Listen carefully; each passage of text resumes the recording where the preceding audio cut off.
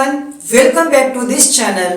तो गाइस, आज हम बात करने वाले हैं कि बजट रेखा का शिफ्ट किस प्रकार से होता है, यानी बजट रेखा में परिवर्तन या बजट रेखा का शिफ्ट क्या होता है और इसके पीछे का रीजन क्या होता है। तो देखो कि बजट रेखा में जो बदलाव है वो दो प्रकार से आता है। यदि व्यक्ति की आय बढ़ती है तो बजट रेखा में बदलाव आएगा। दूसरा कारण है वस्तु की कीमत में यदि परिवर्तन हो जाता है तब भी क्या होता है कि बजट रेखा में परिवर्तन आ जाता है। तो बजट रेखा में परिवर्तन या बजट रेखा का शिफ्ट कितने कारणों से होता है? दो कारणों से होता है, व्यक्ति की स्वयं की आय में परिवर्तन होने पर और वस्तु की कीमत में परिवर्तन होने पर। तो आज हम बात करेंगे कि जब व्यक्ति की आय में परिवर्तन होता है तो बजट रेखा में परिवर्तन किस प्रकार से आएगा। तो हम इस टॉपिक को पढ़ने से पहले एक बार हम रिवीजन कर लेते हैं कि बजट रेखा क्या होती है। हालांकि इसके बारे में मैंने फुल डिटेल से वीडियो बना रखा है कि बजट रेखा क्या होती है।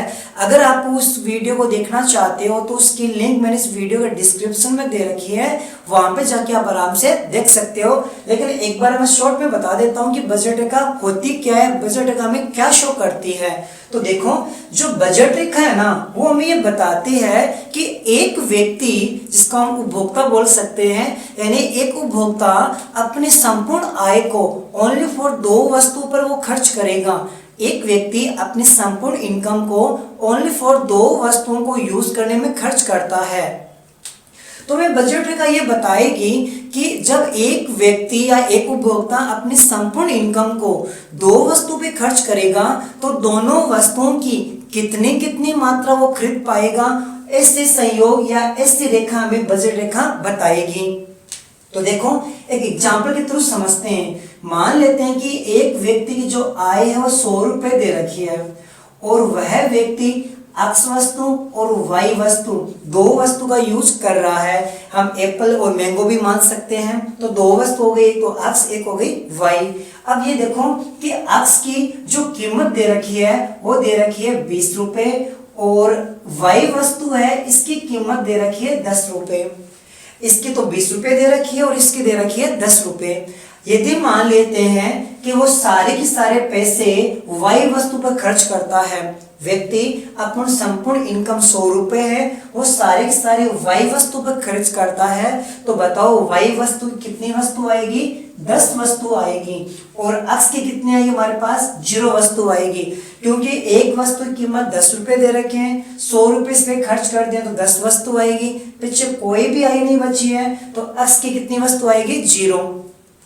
यदि मान लेते हैं कि वो एक वस्तु एक्स की खरीद लेता है तो जिसकी प्राइस 20 रुपए दे रखी है, तो बताओ 20 रुपए के अंदर एक वस्तु जिसकी एक्स की आ गई है, तो 100 रुपए में से 20 रुपए खर्च हो गए, अब 80 रुपए बचे हैं। और अब 80 रुपए से वाई वस्तु की कितनी वस्तु आएगी? 8 वस्तु आएगी, क्योंकि एक की प्राइस 10 रुपए है, तो 80 रुपए के अंदर वाई वस्तु की ओनली फॉर 8 इकाई आएगी। अब मान लेते हैं कि वो एक्स वस्तु की मात्रा बढ़ा देता है। अब मान लेते हैं कि एक्स वस्तु की दो वस्तु प्राप्त कर रहा है, तो एक के 20 रुपए, तो दो के कितने लग गए? 40 रुपए लग गए। तो पीछे कितने बचेंगे? 60 रुपए। तो 100 रुपए में से 40 रुपए गए, 60 रुपए बचे हैं। तो 60 रुपए के अंदर वाई वस्तु की कितनी इकाई आएगी? ओनली फॉर 6 वस्तु आएगी, क्योंकि एक की प्राइस दे रखी है 10 रुपए। तो ये जो संयोग बनते हैं, इन्हीं संयोगों को जब एक रेखा के रूप में शो करेंगे तो हमारी बजट रेखा कहलाती है। तो बजट रेखा यही शो करती है कि एक व्यक्ति की जो आय सीमित होती है, एक व्यक्ति जो आय होती है वो ओनली दो वस्तु पे खर्च करेगा, तो दोनों वस्तुएं कितने कितने इकाई प्राप्त कर सकता है, ऐसे संयोगों को बजट सेट कहते हैं। और ऐसे संयोगों को जब एक रेखा के रूप में शो करते हैं तो उसे हम बजट रेखा कहते हैं। तो ये 100 रुपए के अंदर पहला संयोग है, या तो इसकी एक्स की 0 वस्तु लेकर आओ, वाई की 10 वस्तु आ सकती है। दूसरा संयोग है कि 100 रुपए में या तो एक्स की 1 वस्तु लेकर आओ, वाई की आप 8 लेकर आना पड़ेगा। फिर यदि तीसरा संयोग दे रखा है, यदि आप एक्स की 2 वस्तु लेकर आते हो तो वाई की ओनली फॉर 6 वस्तु आएगी। तो इसका मीन्स ये होता है कि एक एक्स्ट्रा वस्तु प्राप्त करने के लिए दूसरी वस्तु की इकाइयों को हमें छोड़ना पड़ता है। क्यों छोड़ना पड़ता है? क्योंकि व्यक्ति की आय क्या दे रखी है? सीमित दे रखी है, और इसी आय से दो वस्तु को खरीदना है। यदि एक वस्तु की मात्रा बढ़ाते जाएंगे तो हमें दूसरी वस्तु की मात्रा का त्याग या छोड़ना पड़ता है। तो जब ऐसे संयोगों को एक रेखा के रूप में शो करेंगे, डायग्राम में शो करेंगे, तो हमारी वो बजट रेखा बनेगी। तो बजट रेखा किस टाइप से बनता है? ये बजट रेखा हमारी इस टाइप से बन जाएगी। यहाँ पर तो हम y वस्तु शो कर देंगे, यहाँ पर हम x वस्तु शो कर देंगे। तो अब ये बजट रेखा के अंदर बदलाव किस प्रकार से आता है उस पर आज हम डिस्कस करते हैं। तो ये बजट रेखा कभी तो आगे खिसक जाती है, कभी ये बजट रेखा पीछे खिसक जाएगी। इसका क्या रीजन होता है वो आज हम पढ़ने वाले हैं। तो देखो, जो बजट रेखा में जो परिवर्तन आता है या बजट रेखा, इसको शिफ्ट भी बोल सकते हैं। जब बजट रेखा आगे जाती है, पीछे जाती है, चेंज हो जाती है इसका स्तर, तो उसको बोलते हैं शिफ्ट होना।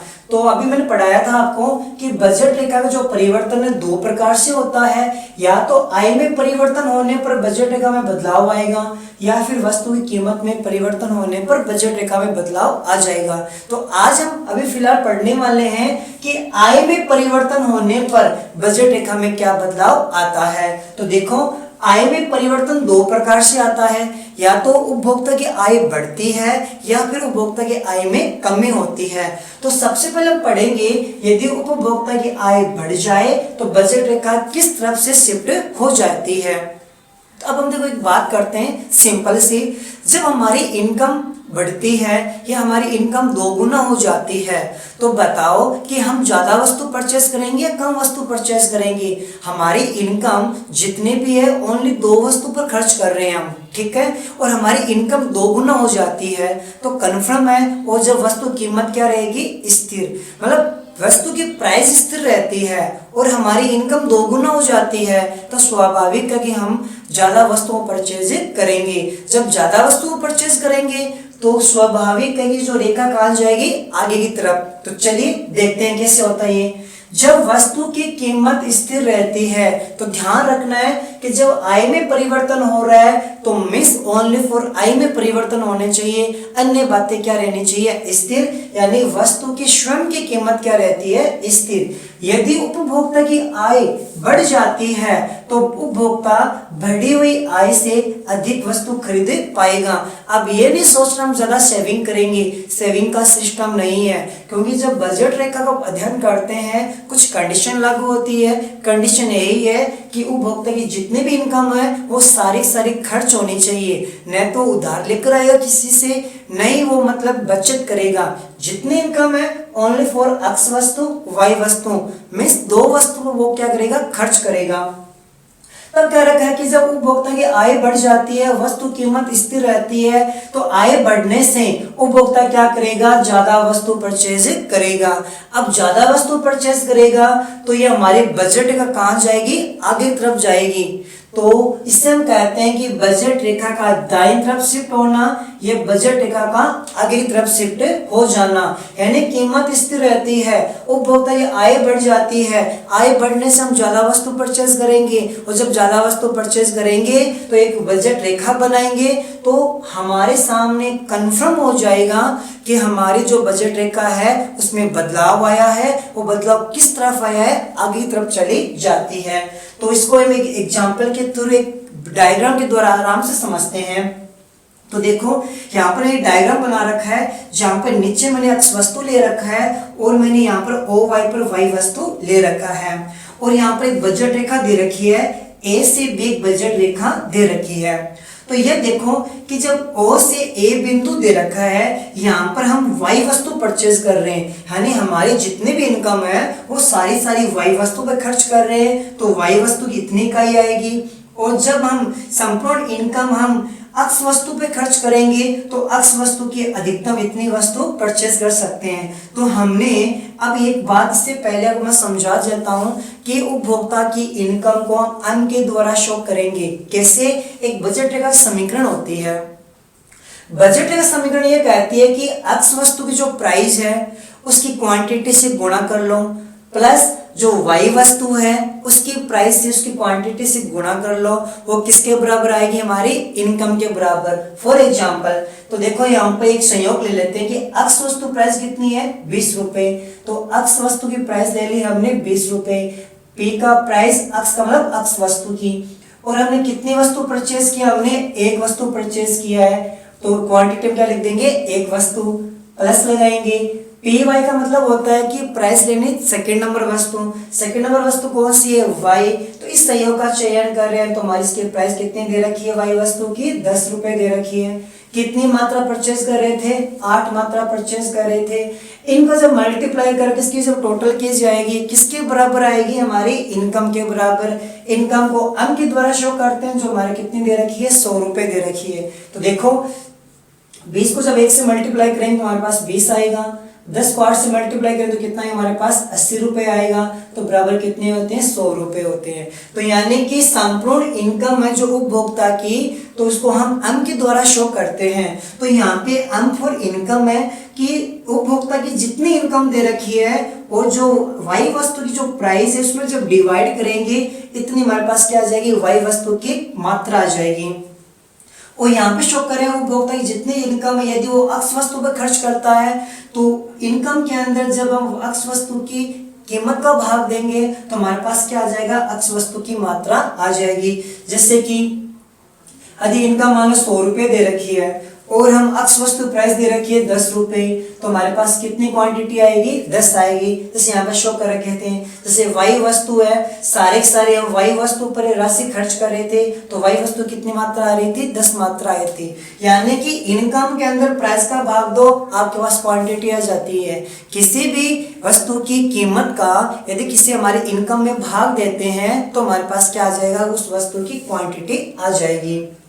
तो अब ये देखो यहाँ से स्टार्ट होता है 1 2 3 4 5 इधर बढ़ता है और 1 2 3 4 5 ऊपर की तरफ बढ़ता है। अब हम ये देखते हैं यदि व्यक्ति की आय बढ़ती है, आय बढ़ने से ये वस्तु ज्यादा परचेज करेगा।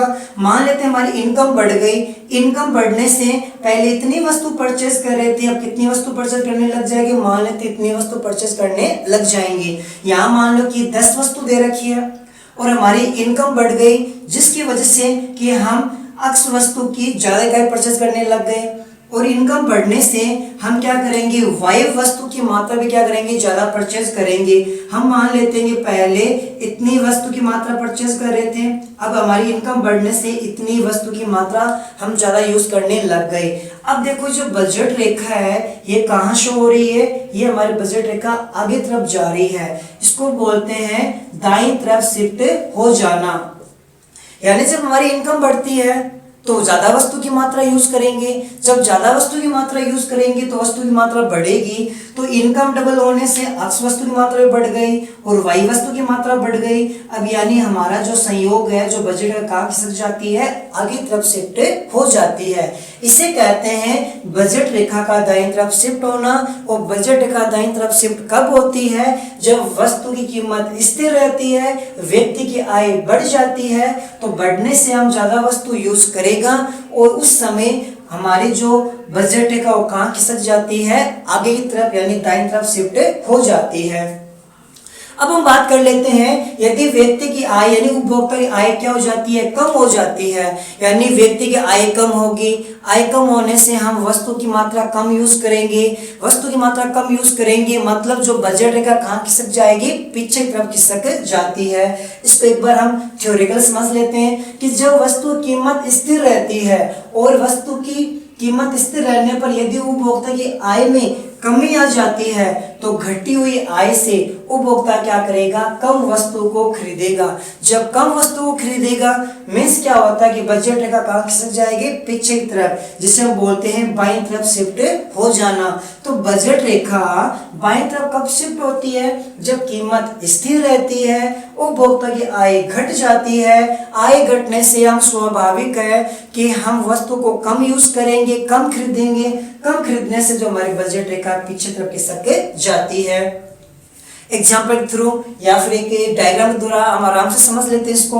प्रारंभ के अंदर हमारी इनकम इतनी थी, उस समय हम अक्ष वस्तु की y वस्तु कितनी मात्रा खरीद रहे थे और अक्ष वस्तु कितनी मात्रा खरीद रहे थे, यानी हमारे पास एक बजट रेखा दे रखी है।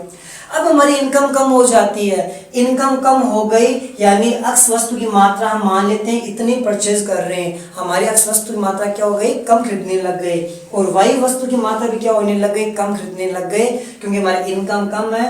इनकम कम होने से दोनों वस्तु पर किया जाने वाला व्यय भी क्या हो जाएगा, कम। इस कंडीशन के अंदर हमारी जो बजट रेखा बनेगी वो कहाँ खिसक जाएगी, पीछे की तरफ या फिर नीचे की तरफ या फिर बाईं तरफ शिफ्ट हो जाती है। इसे हम कहते हैं बजट रेखा का दाईं तरफ शिफ्ट होना, बजट रेखा का बाईं तरफ शिफ्ट होना। यह कब होता है, जब आय में परिवर्तन होता है और वस्तु कीमत स्थिर रहती है। तो देखो कि जब बजट रेखा है उसमें बदलाव दो कारण से होता है, एक तो वो होता है कि आय में परिवर्तन होने पर, दूसरा आता है वस्तु की कीमत में परिवर्तन होने पर। जो वस्तु की कीमत में परिवर्तन होने पर जो बजट रेखा में बदलाव आएगा उसको हम नेक्स्ट वीडियो में देखेंगे। आज हमने देखा है कि बजट रेखा में जो बदलाव है वो उपभोक्ता की आय में परिवर्तन होने से किस प्रकार का आता है। आई होप आपको आज वाला वीडियो अच्छे से समझ में आ गया होगा। अगर वीडियो समझ में आ जाए या वीडियो को पसंद करते हो, यदि वीडियो आपको पसंद आए तो प्लीज़ वीडियो को लाइक करना है, अधिक से अधिक शेयर करना है, और चैनल को यदि आपने अभी तक सब्सक्राइब नहीं किया है तो प्लीज़ चैनल को सब्सक्राइब कीजिए। मिलते अगली वीडियो के अंदर। Thank you so much.